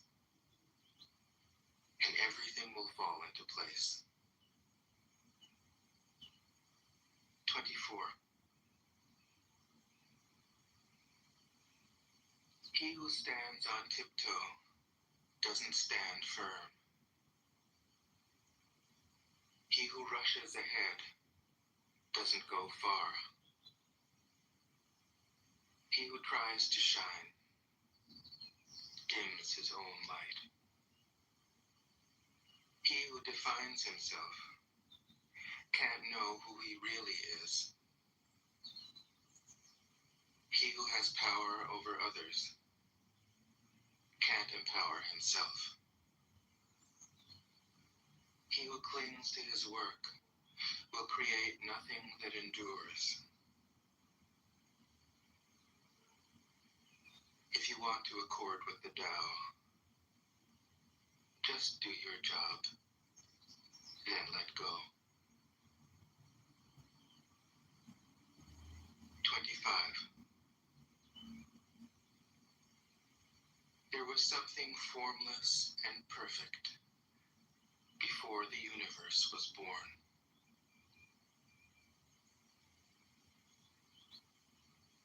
It is serene, empty, solitary, unchanging, infinite, eternally present. It is the mother of the universe. For lack of a better name, I call it the Tao.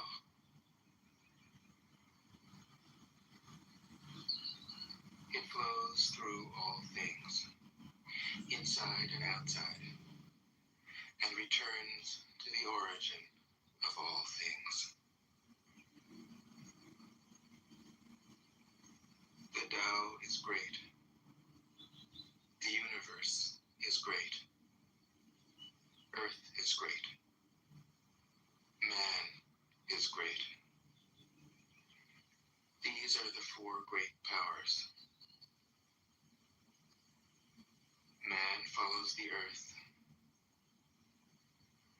Earth follows the universe.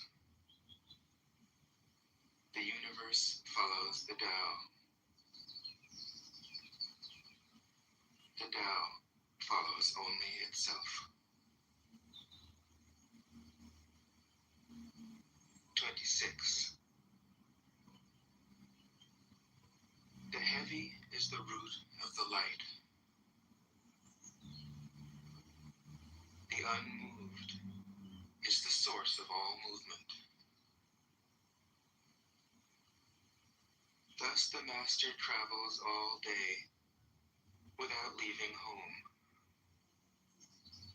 However splendid the views, she stays serenely in herself.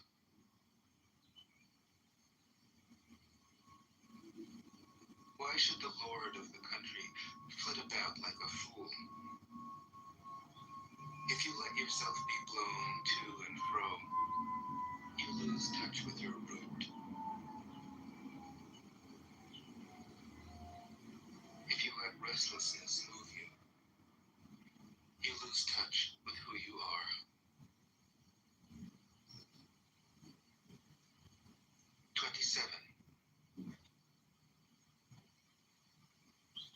A good traveler has no fixed plans and is not intent upon arriving.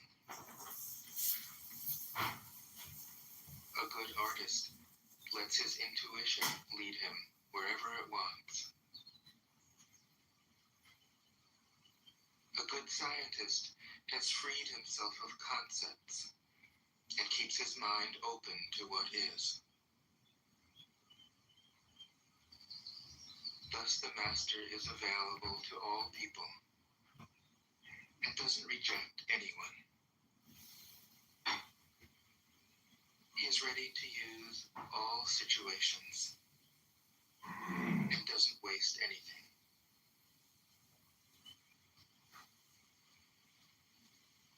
This is called embodying the light. What is a good man but a bad man's teacher? What is a bad man but a good man's job?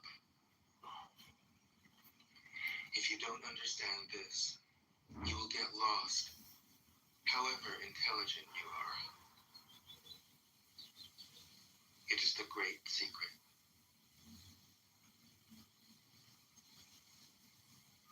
28. Know the male, yet keep to the female. Receive the world in your arms.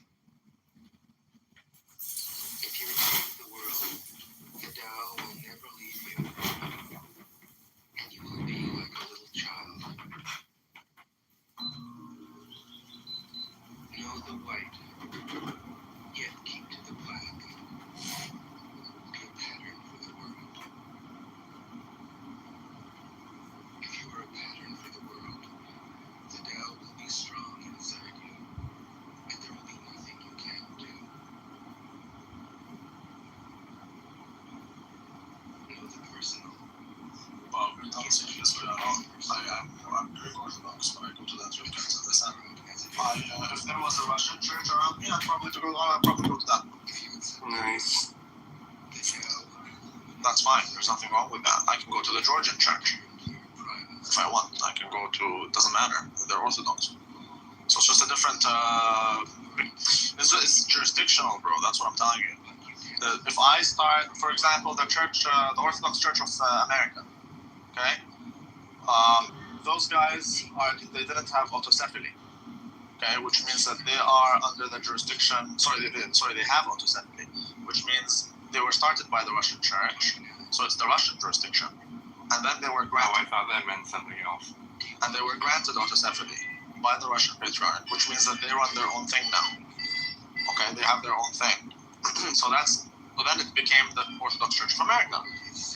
So if you go to the Orthodox Church of America, you're under the American jurisdiction, and they have their own metropolitan. They don't have a patriarch, and they speak English.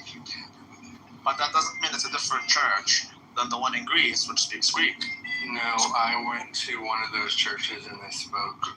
They did not speak English. Which church did you go to? In the AOC.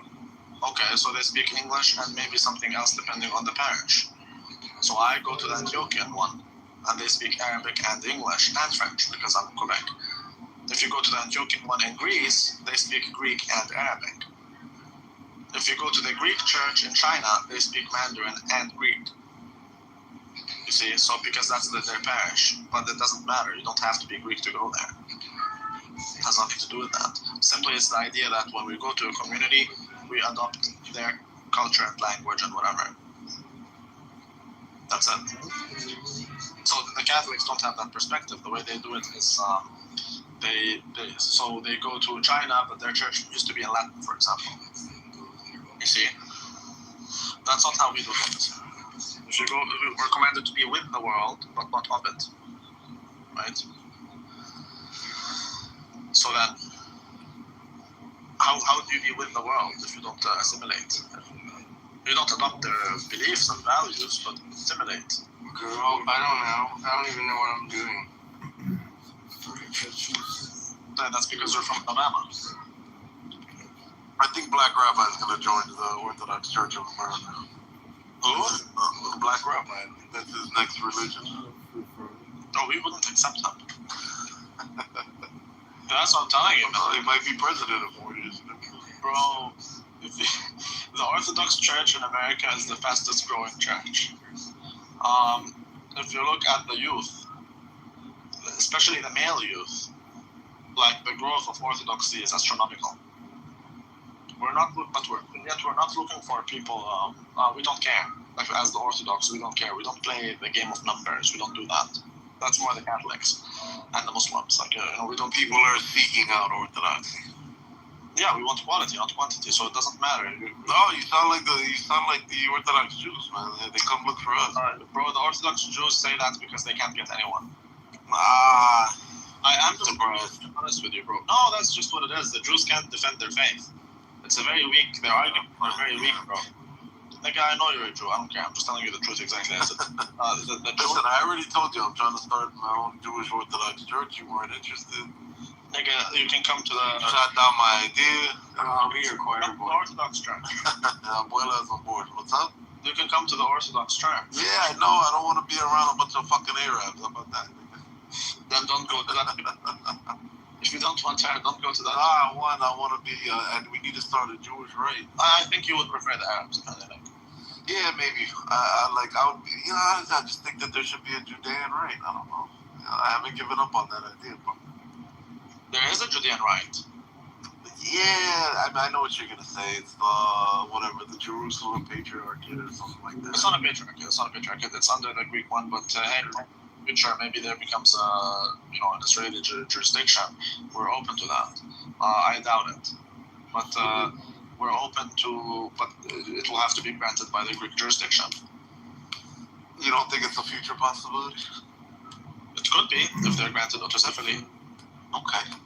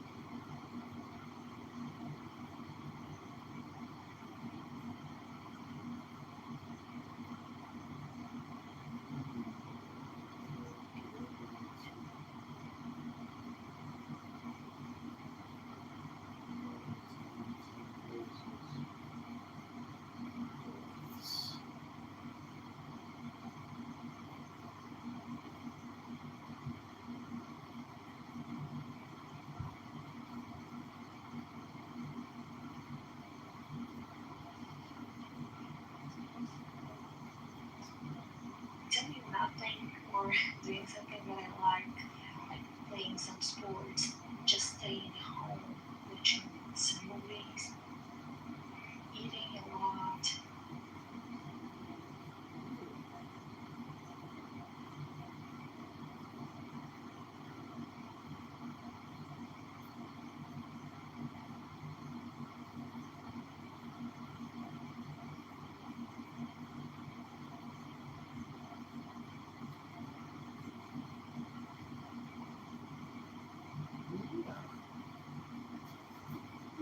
Yeah.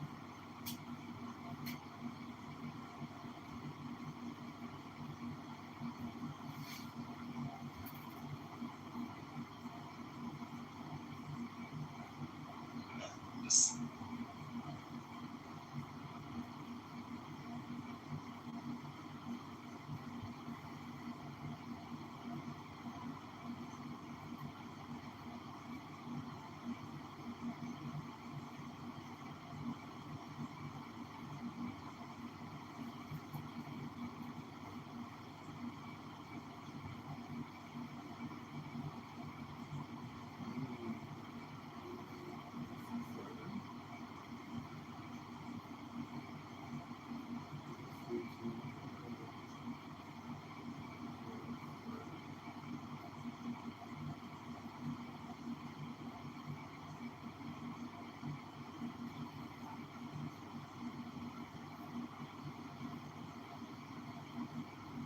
Where's Jamal? Where he goes?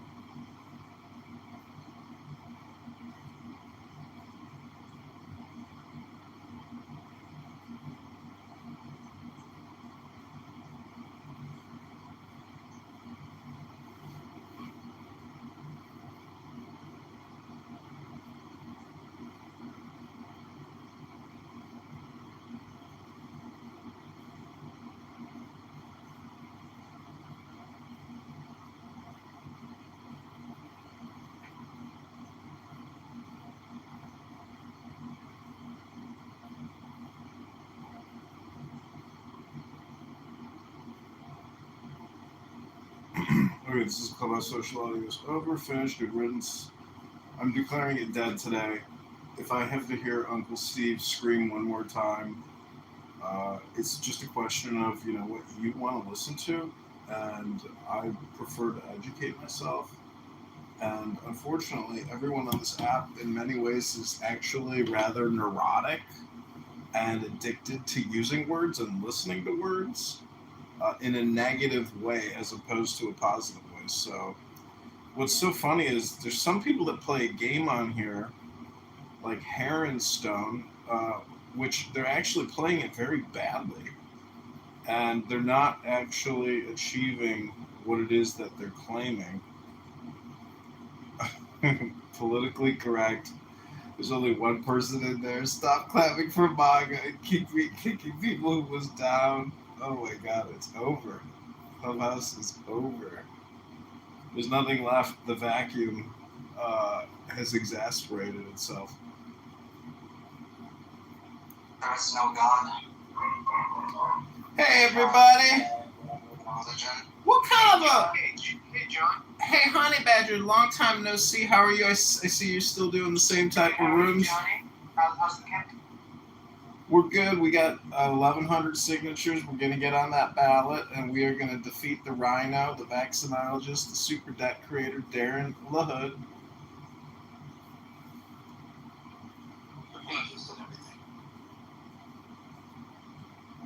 Honey, haven't you just figured out yet that Clubhouse is actually just a bunch of neurotic people addicted to using words, listening to words? They can't quite figure out why they're so addicted, but I have figured it out. It's called conversational hypnosis.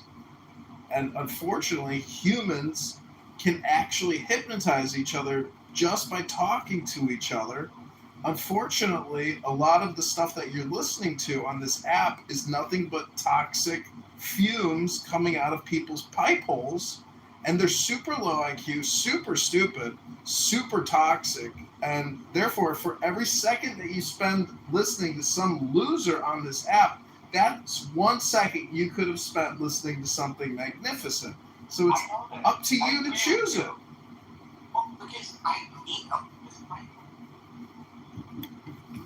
This is where I go on mute. A few years, you will come out. Oh, really?